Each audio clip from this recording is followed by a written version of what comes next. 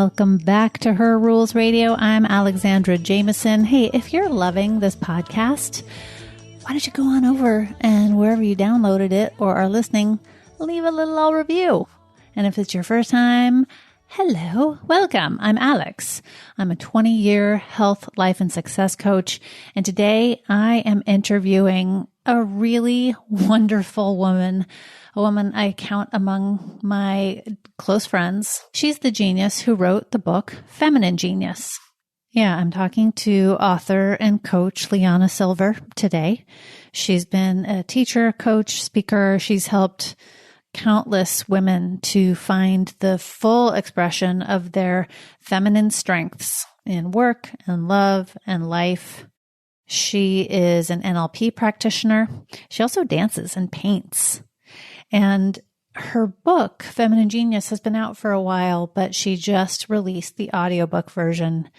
And I really loved it. There's something about listening to some of this work, some of these ideas around our body, around our feminine strengths that just really penetrated in a new way by listening rather than having to think so hard and read off the page. And she raises some really important questions in this book. And in this interview, we go into some really important and juicy topics. What would happen if you took all the energy you spend self-improving and bashing your body and chasing impossible standards and perfectionism, and instead channeled all that energy into what truly brings you alive? That is the basics of what we are going to talk about today. So enjoy this conversation between me and LiYana Silver, author of Feminine Genius.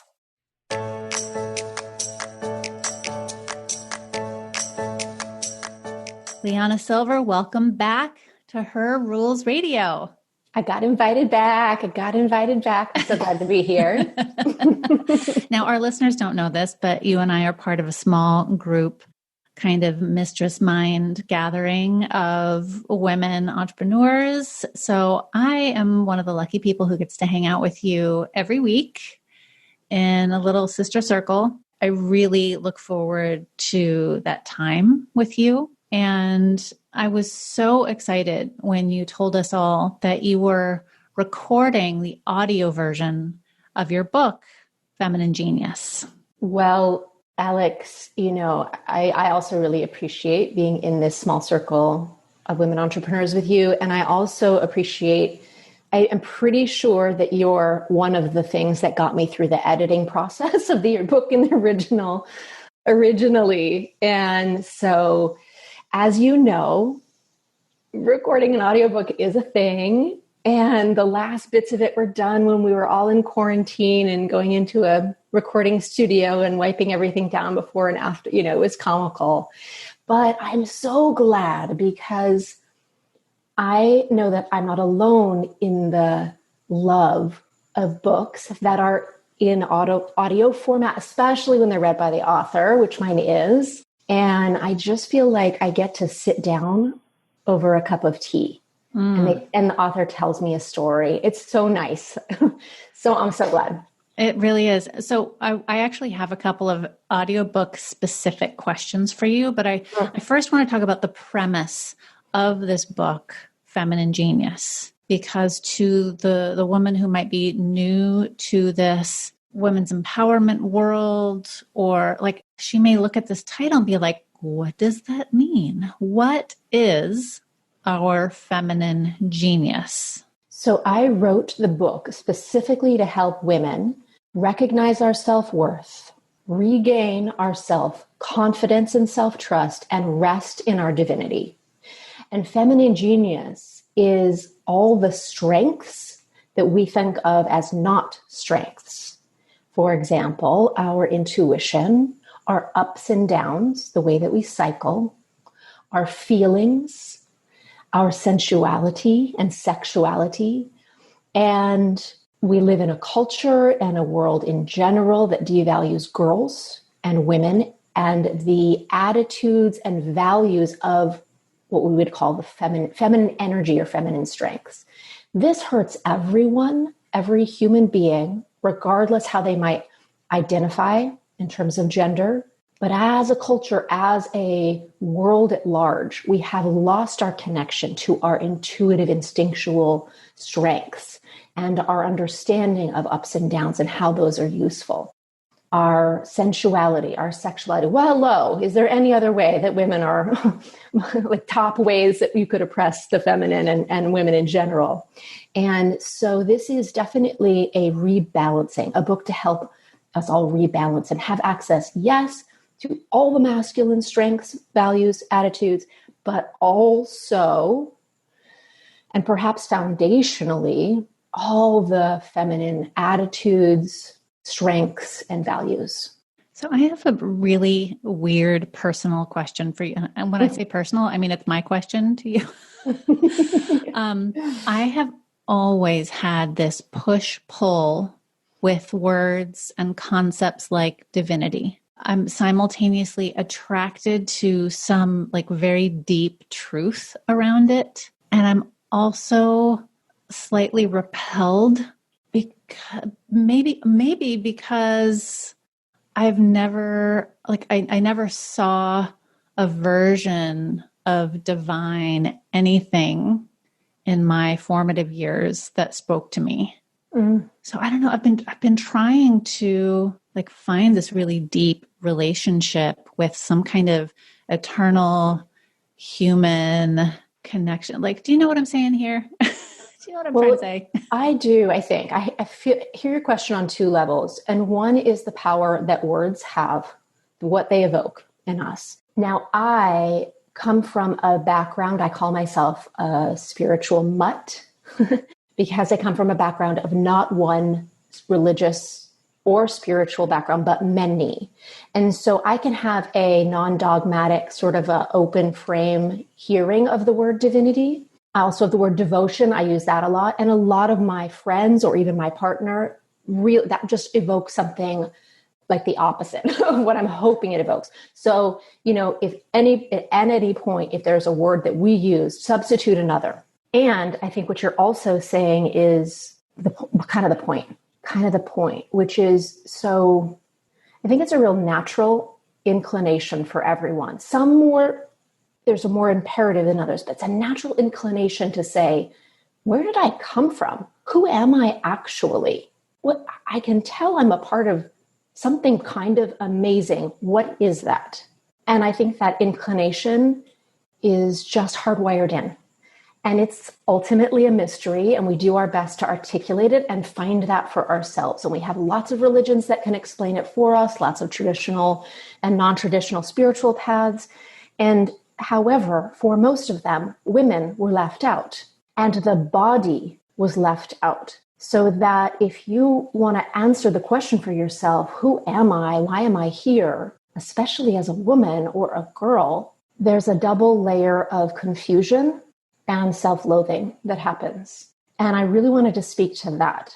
That's a huge recovery, I think, that I could be in a body. I don't have to transcend my body by lots of meditation or purifying my body or having a perfect body. No, actually, as it is right now, it could still be sacred. It could still be holy. It could still be a part of all that is. And that for me was a huge relief, just a relief to find that.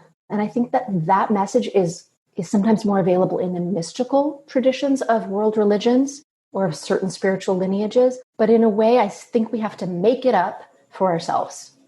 Which pretty much answers the next question, which is, why was this book important for you to write?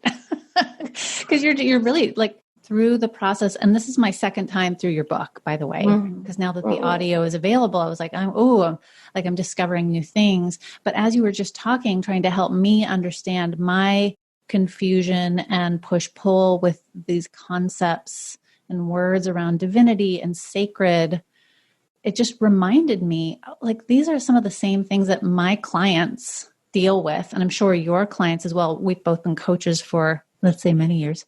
And a lot of the women I work with are very career-driven, very creative, very smart. And a lot of them had a family history of a religion that they just did, like they left as soon as they could because it did not resonate for them. It was violent toward them. It was damaging in some way toward them.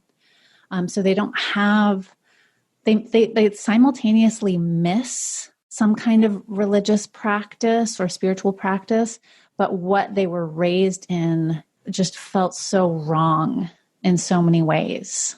And so as you're saying, this is like a way to create it for ourselves. To create it for ourselves. Now, that's a radical perspective.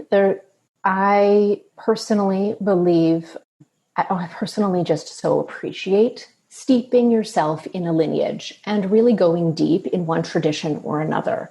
And yet, it's not a coincidence we live in a time of globalization, and there's so much sharing of deep ideas. And so I do think we have permission, or at least I give permission to myself and anybody who I come across and reads my book, you can make it up for yourself, which is kind of the premise of the book, which says you don't need a middleman between you and what is sacred. You don't need a middleman between you and what is beautiful or what feels right or what you know. Nope. You actually can know. You can feel. You are, an embodiment of the goddess right now, as you are. So as I was listening to the audio version, which is brand new, out now on Audible, what did you learn or fall in love with again as you were reading your own book out loud? Because I find the process of reading and hearing to be very different than just writing concepts or just reading words on a page silently. So what did you rediscover or discover anew through this process? One thing is that I write purposefully as much as I can conversationally. It's a style a lot of writers use. And certainly there might be some complex sentences or ideas in there, but I just wished that it would feel like you and a good friend were sitting down and talking about things, maybe that were coming out of your mouth for the first time. And then in the audio version, I actually got to vocalize. And it really was that as though I were sitting down with a good friend and saying, this is what I have discovered. This is what I believe. This is what I know is possible for you and me. What do you think? And so I think it deepened the embodiment of it and deepened the style of it.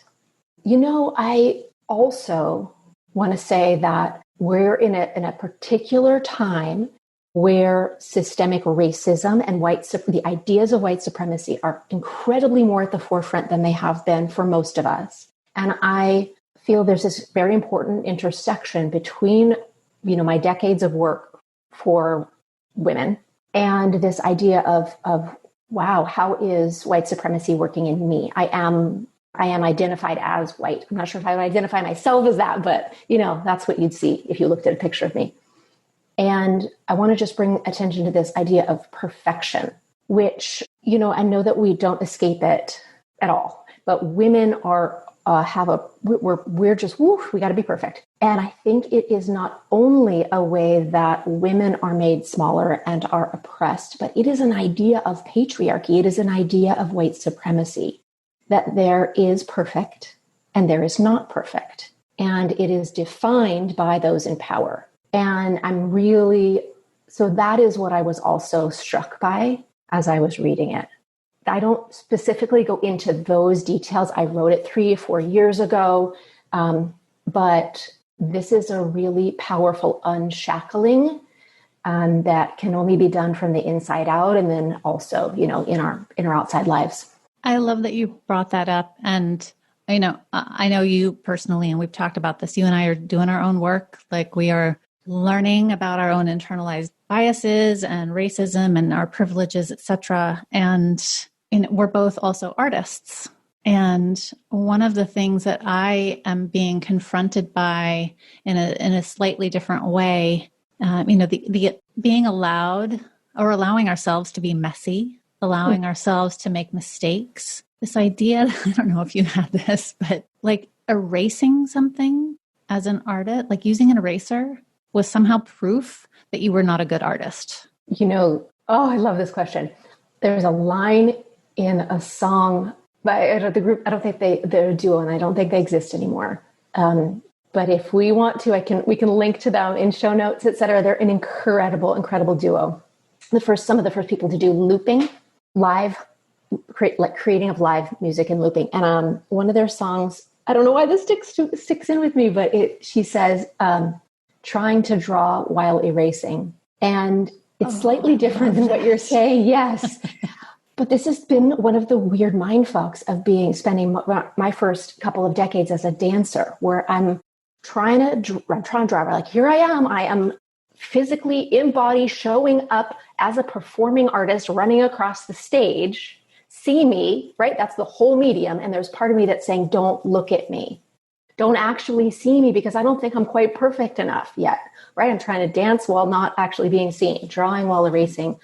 And, it's really interesting, the courage to, I find this in writing too, the courage to have it be so sucky the first or second or third time around. or for years. Yeah. The courage to be sucky. That's a great email subject line. Well, in fact, I do believe you said this to me during my own editing process, right? And we know this. We know that the creative parts of ourselves are completely distinct from the editing parts of ourselves. And we cannot let the editing parts of ourselves start the process, lead the process. We gotta be disciplined to have them come in at the right time, right? Like, how are you supposed to know what lines go there until you try? And that, I feel like, is something that is beaten out of us, right? So the eraser is so, I mean, now we're talking about it slightly differently, but who says the eraser can't be part of the creative process? Yeah. And I wanted to ask you about something in chapter 2 that I could not let go of. It's called the Provocative Path. And, your book takes us through practices to reconnect with our truth and what does that mean? And knowing the difference between your intuition and fear and understanding the subtleties of your body's messages to you and perceptions. I mean, there's so many amazing concepts get really enriched in your book, but I could not let go of this word provocative. I was like, why is that so hooking me? So I actually had to go look it up. And provocative means causing annoyance or another strong reaction, especially deliberately. And that deliberate, I was like, oh yeah, that's LiYana. Like, it's not about intentionally irritating people. But when you say the provocative path, when I look at that word, that definition, I'm like, oh, that's so courageously rebellious. Mm-hmm. So how does that spirit weave into your work in this book? So if I can find a word that has a double entendre or even a triple, right? Like a double meaning, triple meaning, I know I'm onto something. And you're right. Provocative does mean to kind of poke at something that might ordinarily not get poked at. There's also, a provocateur, the way it's used perhaps more in jargon terms, is a bit flirty, a bit naughty. And that is also what I wanted to say. So I find that, this is a book, that you might find if you were interested in women's empowerment, or if you were interested in spirituality, or if you were interested in women's studies. I think it's categorized in spirituality and women's studies. And specifically in spirituality, I have found there's a norm of spiritualizing things, of spiritually bypassing things. This is also a term I don't know who to credit, but called light washing. There is a way of making things so that it's all about positive thinking, and it's about purifying your thoughts and not focusing on your negative thoughts and only on the positive ones. And all of these have their place. And yet when they're not grounded in like the whole person, and when we just bypass certain things, or we just light wash over certain things, then it is oppressive by a different name.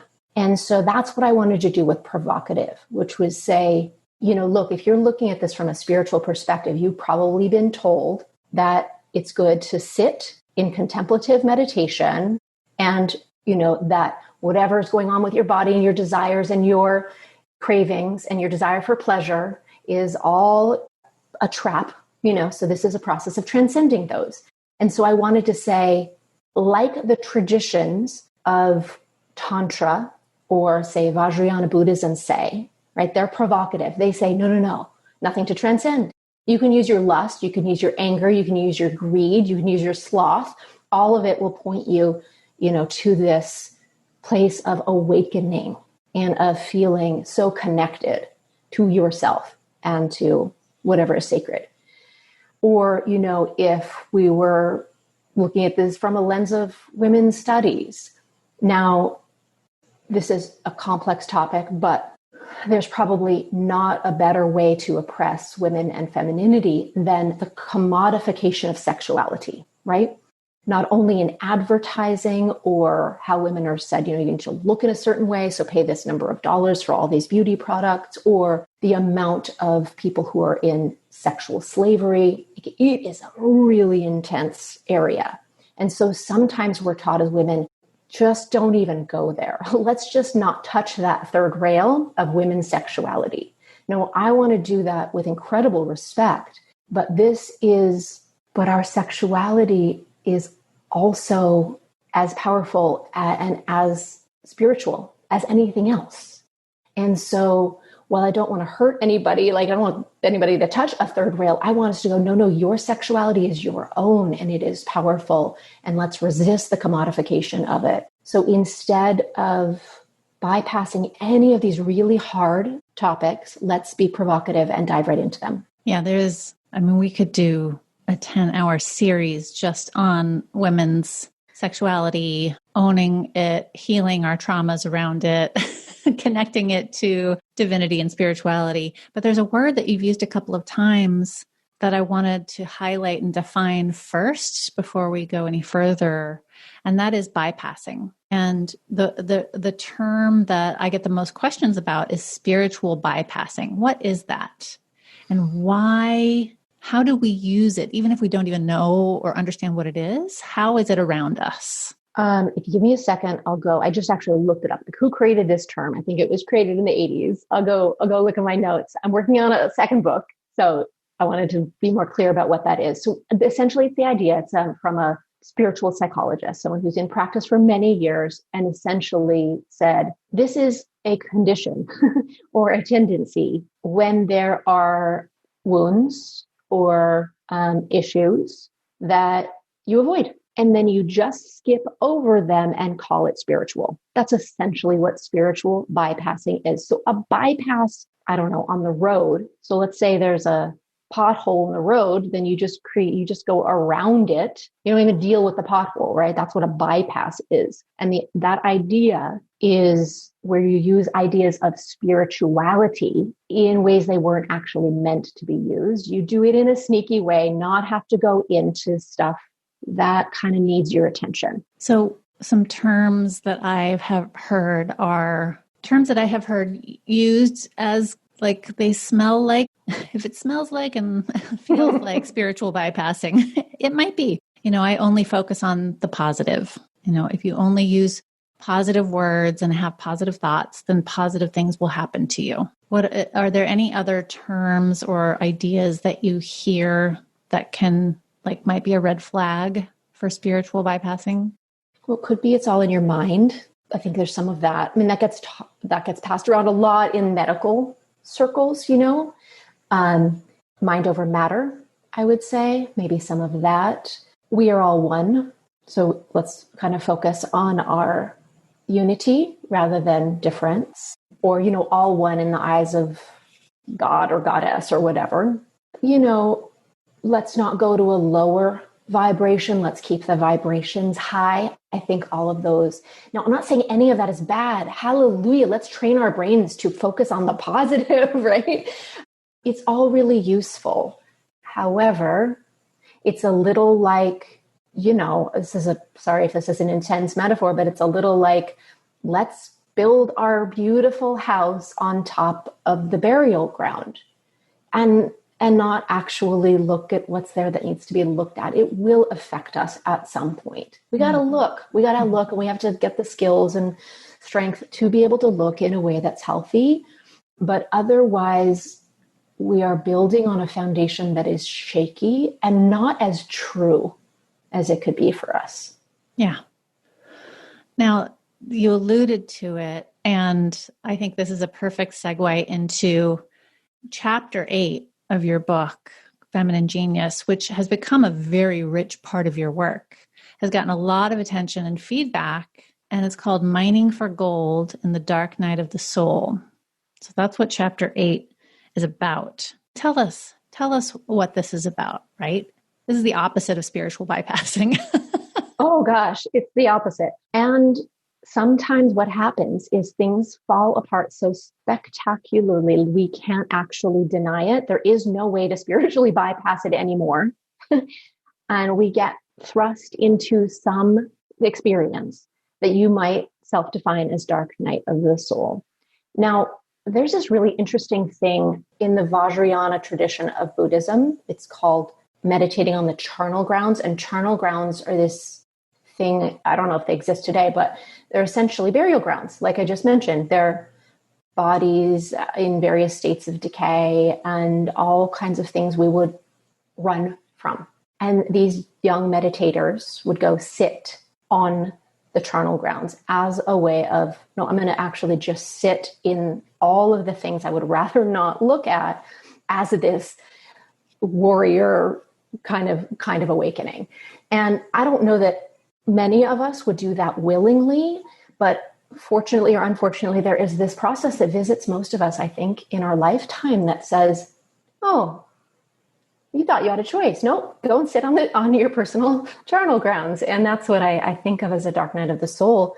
And, I think it resonated so much for people because partly of the whole point of this book, which is let's talk about the things that no one wants to talk about, that you feel like are under the bed or in your personal closet, and I love this idea that dark does not mean bad. It does not have to mean negative. It's unlit. It's in our personal shadow. We have not looked at it yet or again.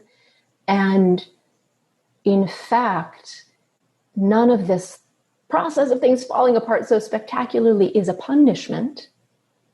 It's actually an invitation. And in fact, this is a very untalked about spiritual tradition of actually coming to just a greater sense of wholeness within yourself by not bypassing, by sitting on your personal charnel grounds. So I'm curious, and this is a personal question for you. Yeah. How, are you done with Dark Night of the Soul now? Have you figured it all out? Is it like, are you able to avoid all the unlit places, or have you not avoid them, but have you lit them all up now? Or is this an ongoing process? Silly question. I know the answer to this, but I want to shine a light on the fact that maybe our work is never done. Yeah. Yeah. So I had an experience 5 or 6 years ago that was very long, very long experience. It's not a dark night. So it wasn't a single night. It was probably a period at its worst about a year long. And at the time I read the phrase in a book and thought, oh, this is what I'm going through, and kind of just made up the process myself to start to shine the light, and would find a piece here and there in a book that I read, in a conversation, and piece something together. And it was a very clear process that ended. And then it happened again. And in fact, I would say I am in one right now. Now, I wrote Feminine Genius while in that process. I'm in the process of writing my second book while in it. So I don't think life stops. Some things are hard. But I will say the second time around, I have perspective. I have some tools. I still don't know how long it's going to last. It's still hard and painful, but it really helps. It really helps to have people I can talk about it with, have words, have deeper understanding. And so so here's the thing. I work with creating dramatic change in people, healing stuff that feels like, how could we possibly heal it? And I really stick by that. And what about the things where we're like, oh, this again? Oh, I thought I fixed this. What, here we are. Like you said, is our work ever done?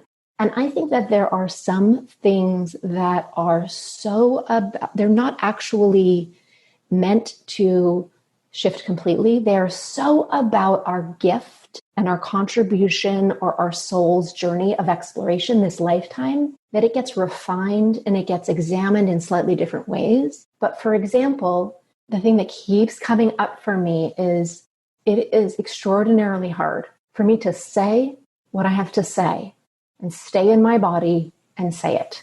And that is what my book is about. And that is what my work is about for me. I don't think I get to wash my hands of it at one point and I'm done. I think there's always going to be a deeper cut. There's always going to be things where I look at that might be in the way today. And that refining process is not a problem. Not a problem. And one of the concepts you go into is like learning how to sit with discomfort, learning how to accept discomfort or uncomfortable feelings, even painful feelings, rather than run away from them, right? And that goes, touches back in some ways to spiritual bypassing or just avoidance or dissociating. There's so many different ways that we do it. But the courage and the practice that it takes, it's so worth it. It's so worth it. And I would say this is the number one missing skill for humans.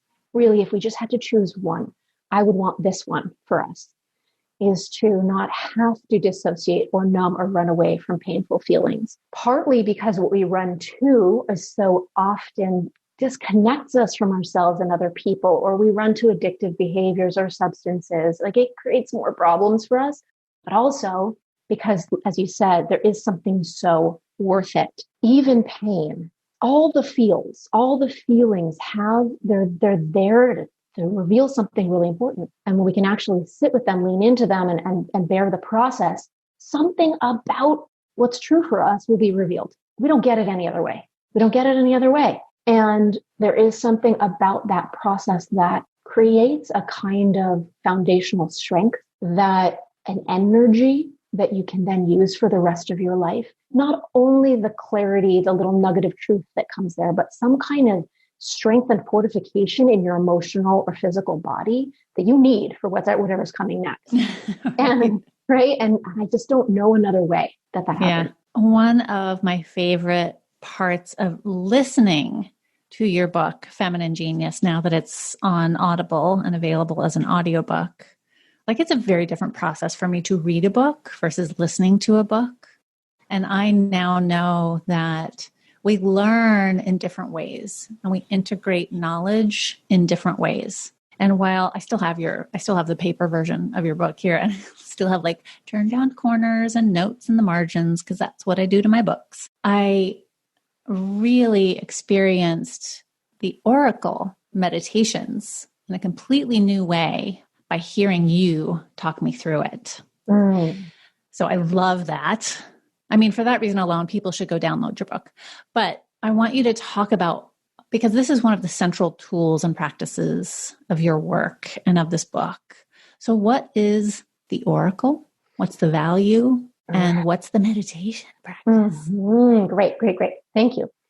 So the Oracle, I like to call it the Oracle between your thighs. Okay. So now Oracle, we probably know, is a source of spiritual guidance or answers to a mouthpiece for the answers to your deep questions. Now, traditionally that was thought it was some middleman, some, Oracle at Delphi, some person you would go to, or sometimes a sacred spot like a grove or a shrine or something like that. But you didn't have the answers, they had the answers. So partly I'm saying you have the answers, and that's not a new concept for us to say the answers are within you.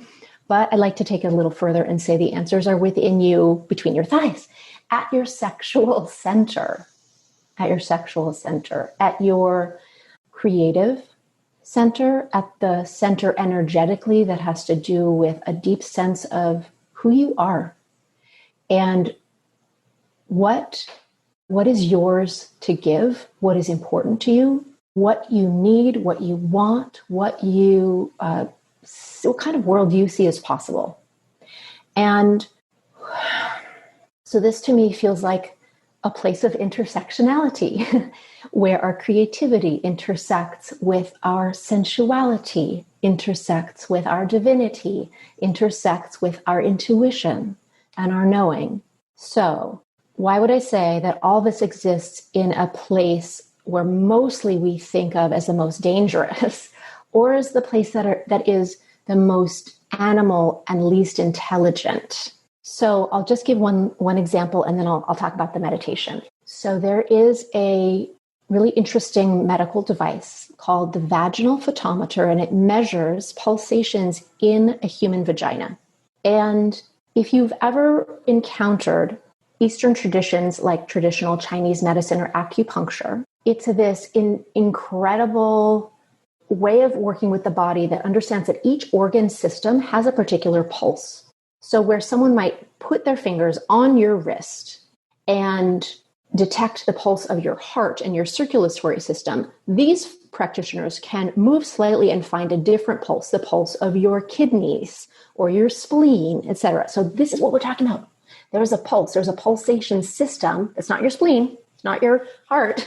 It's actually probably more than just your vagina, but that's where they measure it, right? So it probably has to do with your female reproductive organs that I'm calling your oracle. What happens is the pulsations increase in speed and intensity when you are deeply moved, when you are really inspired, when you're like going for what you love. So there's a way that your body and energy is deeply connected to what is true and moving and important to you.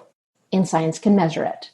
And most women, when I say this, or most people with vaginas say this, of like, oh, that's what that is. And it doesn't take us too much to say, or maybe like, oh, I'll give I'll pay some attention next time. So there is a way that so I'm not saying all of your intuition comes through your oracle, but because we're so cut off from this part of ourselves, actually, energetically, metaphorically, I think it's a great place to start to pay more attention to.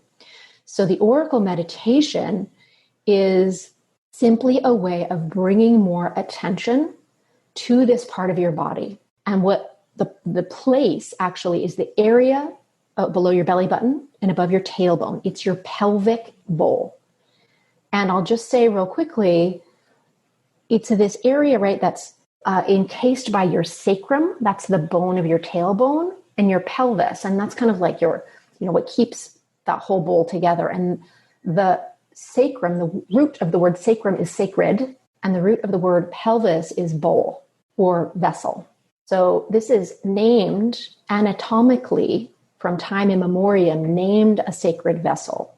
I think that's pretty cool. So you don't have to go to the oracle at Delphi. You can go to the oracle between your thighs. And so the oracle meditation is just a simple, like you take the same processes of any other meditation, which says, what do you want to be aware of? Do you want to be aware of your breath? Do you want to be aware of your beating of your heart, of the candle flame in front of you? How about we put our attention, we'll become aware of what feelings and sensations you feel in this oracle area. And just like you might ask a question to your heart or your mind, or your gut, you can ask questions to this oracle area. And that's the meditation. Do you want me to go through it? No, I'm curious because I want to leave people like wanting to know what it is so they go download the book because I have other questions for you, but I highly, highly, highly recommend that our listeners do go and listen to the oracle meditation and try it. Try it once a day for a week and see what you notice, see what shifts. And I'm curious because you've worked with so many women, like through the writing of this book and since then, how does Feminine Genius help women specifically who are wanting to move toward or achieve their desired creative goals? Well, in general, but specifically with this meditation. So there's 1.0 meditation, and there's 2.0 where you could name the oracle between your thighs, which might sound a little bit silly, like you're naming your lady parts, which could be cutesy. And it can be really humorous. But wow, 100% of the time, what a woman hears, and she might hear a name, sense, right? She might sense or hear a name that doesn't make sense on the surface, like Nala. Like it might be just a name, and she'll go do a garden variety Google search and find that it means something like mouthpiece of God.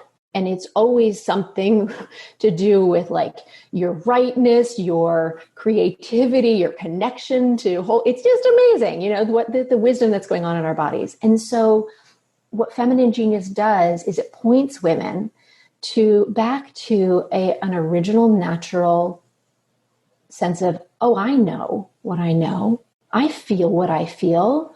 That might have gotten beaten out of me growing up in the family and the schools and the culture and the religion I grew up in, but it's in there somewhere. So I can kind of tap back in, and in there is an innate sense of creativity and a sense of whatever is my creativity. I may or may not choose that to be my profession. Sometimes it's the thing, and sometimes it's not, but this is mine. It might be the way I garden. It might be the way I parent. It might be the way I friend. It might be the way I just walk through the world. It might actually be a fine art or something like that.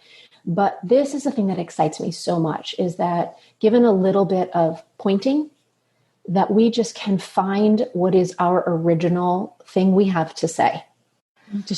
My whole body relaxed when you said that.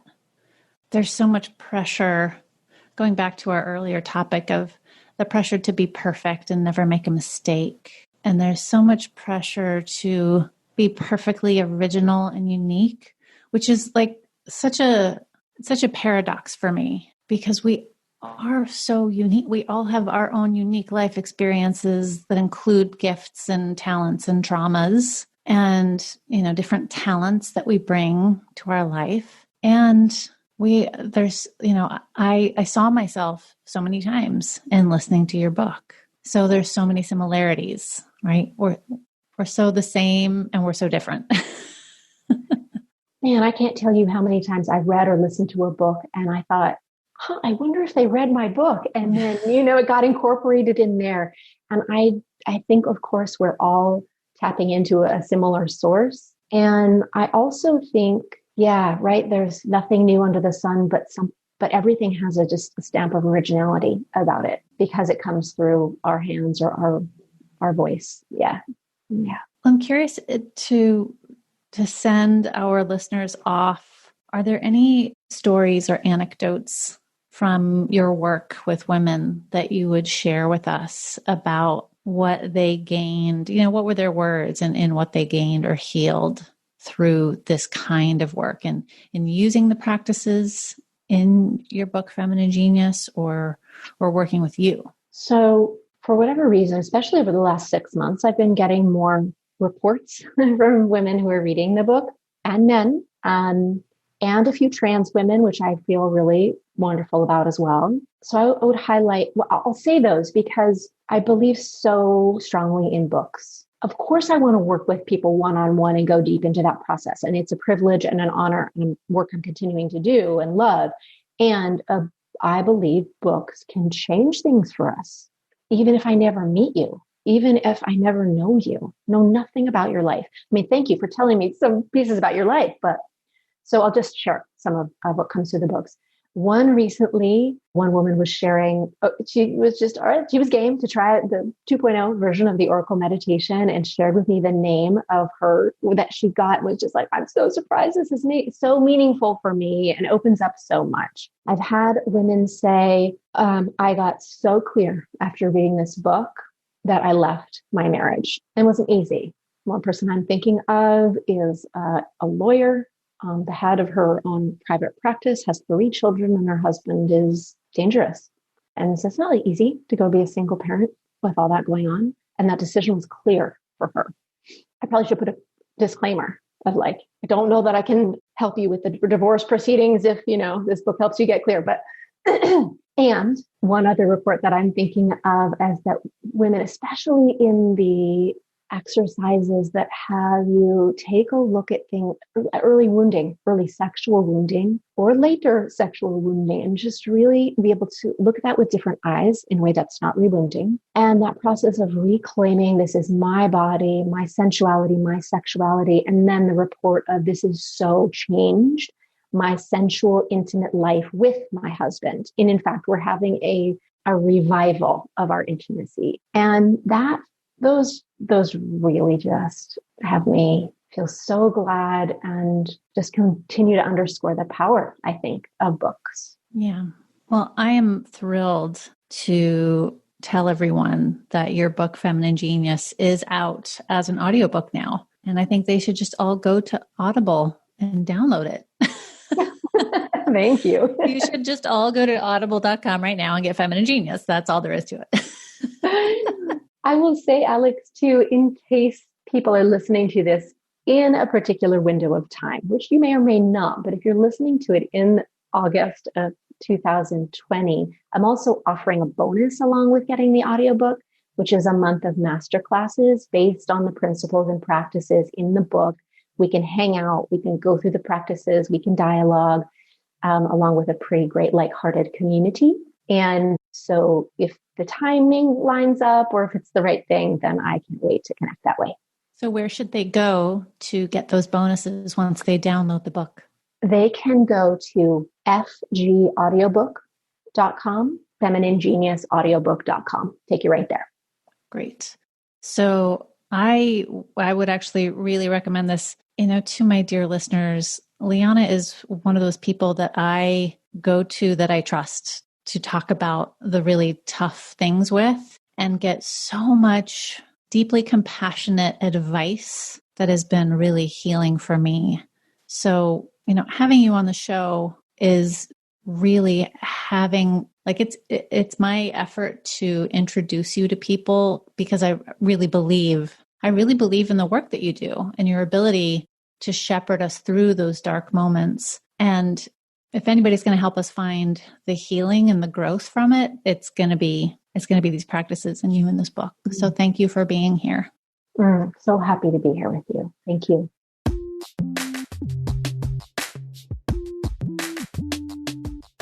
Thanks for listening and again to another episode of Her Rules Radio. I so appreciate you, my dear listeners. Please go on over wherever you download your podcast and leave a review and share this episode with a friend or a sister or someone that you think would get something out of this conversation. We got to share the stuff that really inspires us, lights us up, and helps us make those big progressive leaps forward. We'll be back. Thank you so much for listening in. See you soon. Mwah.